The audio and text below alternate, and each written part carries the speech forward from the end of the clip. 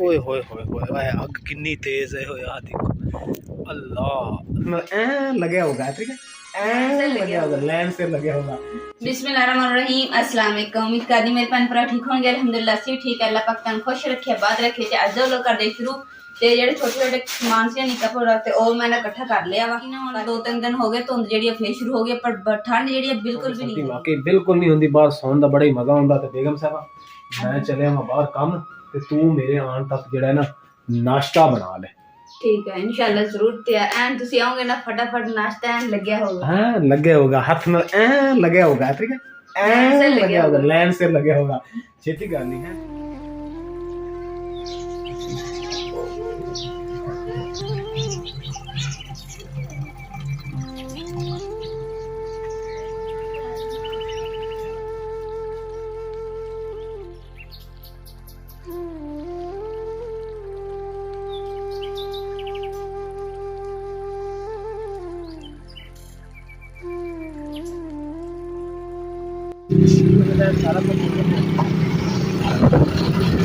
लो जी हम असी ना अपने कमरे वास्ते कमरा तैयार करने वास्ते ना इट्टां दा ना भट्टियां दा पता करन चली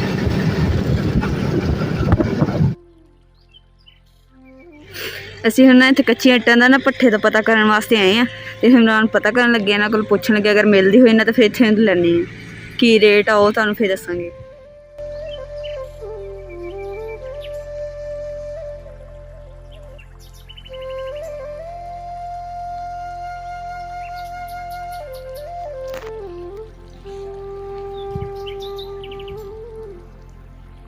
माशाल्लाह असी पट्ठे दी इट्टां लैन वास्ते आए हैं कच्चियां ते भाई होरां ने साडे वास्ते बोतल मंगवा ली है नाल सानू नहीं मिलियां लेकिन सानू भाई रमज़ान होरें एक मशवरा दिता ते असी हुण इंशाअल्लाह ताला वो डिस्कस करदे हां।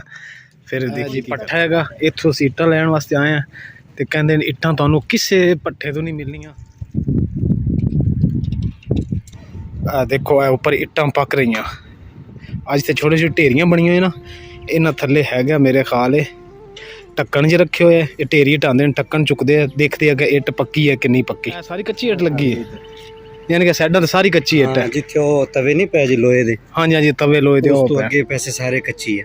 सही सही ते ए जेड़ी है जी ए पक्की पई है इट पक्की पई यानी कि ओ तोड़ दे कर ए जिस तरह बंदे कड्डी जांदे बाहर अच्छा पीछे पीछे कच्ची लगी जांदी है। सही सही उधर अग गुमी जांदी है ते ओ पक्की जांदी ते हां इधरों ही घूम के पक्की कच्ची पाई जाणगे कच्ची पाई हां कच्ची पाई जाणगे पक्की कड्डी जाणगे। अज देखो कच्चियां इट्टां जोड़ रही हैं ते ये हुण इस तो बाद पक्केगी इत्थे यानी कि उत्ते केरी सुट्टी जाएगी है केरी सुट्टी जाएगी तो फिर ये इट्टां पक्कणगियां।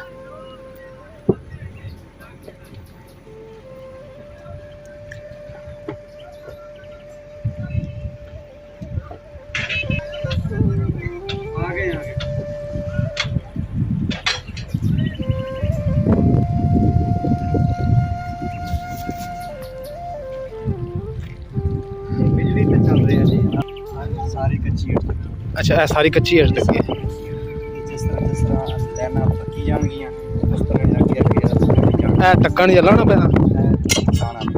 ओए होए होए होए अग कितनी तेज है होए आ देखो अल्लाह अल्लाह बड़ी तेज अग है। सही सही कोयले ते बना रहे हो यानी कि कोयला और तुकला अग दे विच पांदे ने यानी कि इंदी नाल अग बड़ी तेज होंदी है इस तुकले नाल है इदां ही है ना छल्ली दा डक्का जिहा ए भी भरिया पिया।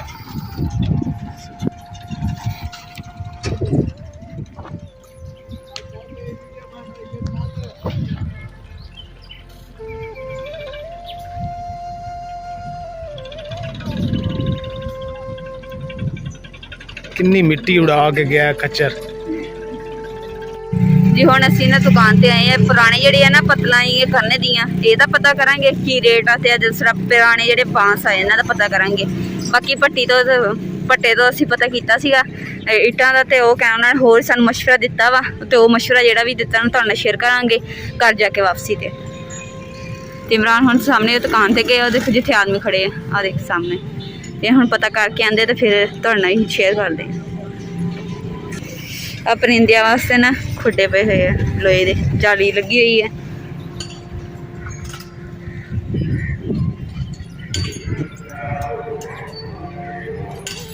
ਬਾਈ ਹੁਣ ਇਮਰਾਨ ਦੱਸਣ ਲੱਗੇ ਵੀ ਕੀ ਰੇਟ ਕੀ ਨਹੀਂ, ਕਿਸ ਤਰ੍ਹਾਂ ਦੇ ਕਾਨੇ ਖਰਾਬ ਆ, ਇਹ ਬਿਲਕੁਲ ਜਾਂ ਸਹੀ ਹੈ।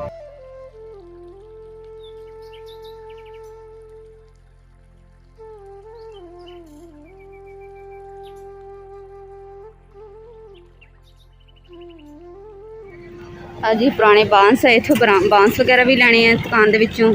ਤੇ ਬਾਕੀ ਇਹ ਦਰਵਾਜ਼ਾ ਜਿਹੜਾ ਅਸੀਂ ਆ ਪਸੰਦ ਕੀਤਾ ਲੱਕੜੀ ਦਾ। ਇੱਥੇ ਵੈਸੇ ਇੱਕ ਸਾਈਡ ਵਾਲਾ ਵੀ ਹੈਗਾ ਵਾ ਤੇ ਲੋਹੇ ਦਾ ਵੀ ਹੈਗਾ, ਅਸੀਂ ਲੈਣਾ ਲੱਕੜੀ ਦਾ। ਬਾਕੀ ਇਹ ਵਿੰਡੋ ਵਗੈਰਾ ਵੀ ਹੈਗੀ ਹੈ। ਜਿਹੜਾ ਦਰਵਾਜ਼ਾ ਤੁਹਾਨੂੰ ਦਿਖਾਇਆ ਉਹਦੇ ਨਾਲ ਦਾ ਹੀ ਲੱਕੜੀ ਦਾ ਇਹ ਵੀ ਹੈਗਾ ਵਾ, ਇੱਕ ਸਾਈਡ ਦਾ ਵਾ। ਬਾਕੀ ਇਹ ਵਿੰਡੋ ਆ, ਦੇਖੋ ਇਹਨਾਂ ਤੇ ਜਾਲੀ ਲੱਗੀ ਹੋਈ ਹੈ ਤੇ ਇਸ ਦੇ ਉੱਪਰ ਲੱਗਿਆ ਲੋਹੇ ਦੇ ਡੰਡੇ ਤੇ ਨਾਲ ਅੰਦਰ ਵਾਲੀ ਸਾਈਡ ਤੇ ਲੱਕੜੀ ਦੇ ਦਰਵਾਜ਼ੇ ਆ। ਦੇਖੋ ਬਰੀਕ ਬਰੀਕ ਕਾਨੇ, ਇੱਧਰ ਦੀ ਸਾਈਡ ਤੇ ਬਰੀਕ ਬਰੀਕ ਕਾਨੇ ਪਏ ਤੇ ਆ ਨਾਲ ਹੀ ਇੱਧਰ ਮੋਟੇ ਕਾਨਿਆਂ ਦੀ ਪੱਤਰ। ਦੇਖੋ ਕਿੰਨੇ ਮੋਟੇ ਹੈ, ਵੈਸੇ ਮਜ਼ਬੂਤ। ਸਾਹਮਣੇ ਲੱਗਦਾ ਬਿਜਲੀ ਘਰ, ਖੰਭਾ ਦੇਖੋ ਕਿੰਨਾ ਉੱਚਾ।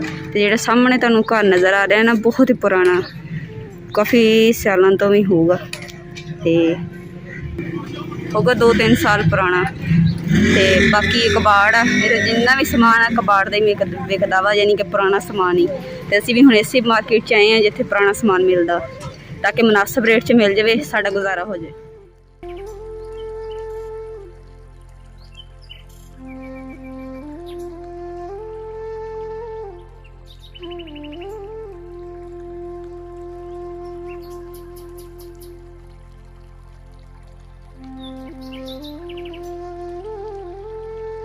अल्हम्दुलिल्लाह ਅਸੀਂ ਘਰ ਪਹੁੰਚ ਗਏ ਹਾਂ, ਪਰ ਗਰਮੀ ਬਹੁਤ ਆ। ਸਭ ਤੋਂ ਪਹਿਲੇ ਤਾਂ ਮੈਂ ਪਾਣੀ ਪੀ ਲਾਂ ਕਿਉਂਕਿ ਮੈਨੂੰ ਪਿਆਸ ਬਹੁਤ ਲੱਗੀ ਹੋਈ ਹੈ।